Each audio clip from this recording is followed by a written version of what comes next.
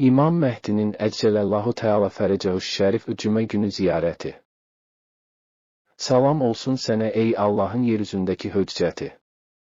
Salam olsun sənə ey Allahın yarattıqları arasındaki gözü. Salam olsun sənə ey Allahın nuru, o nur ki hidayət tapanlar onun vasitəsilə hidayət tapar və onun vasitəsilə möminlərdən qəm-qüssə aparlar. Salam olsun sənə ey Allahdan qorxan və paklanmış olan. Salam olsun sənə ey Allahın nəsihət edən vəlisi. Salam olsun sənə ey qurtuluş gəmisi. Salam olsun sənə ey həyat qaynağı. Allahın salavatı sənin və pak-pakisi olan əhl-i beytinin əleyhimussalam üzərinə olsun. Allahın rəhməti sənin üzərinə olsun. Allah sənə vəd etdiyi köməyi və imamətin zühurunu yaxınlaşdırsın. Salam olsun sənə ey Mövlam.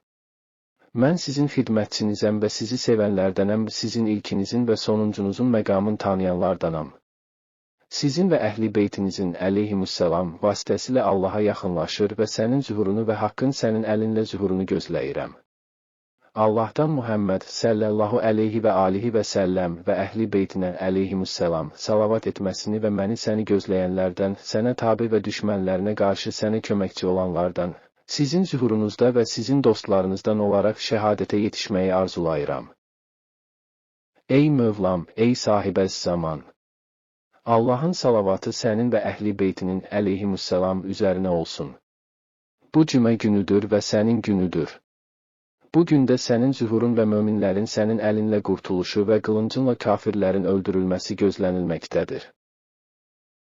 Ey Mövlam! Mən bu gündə sənin müsafirin və sənə sığınan bir kimsəyəm və sən isə ey Mövlam, kərimlərin övladlarından olan bir kimsəsən, müsafiri qonaqlamaq və sığınacaq verməklə məmur olunmusan. O halda məni müsafirin olaraq qonaqla və mənə sığınacaq ver. Allahın salavatı sənin və pak-pakisi əhl-i beytinin əleyhimussalam üzərinə olsun. Əllamə Məclisi Biharul Ənvar, cild 99, səhifə 215-216.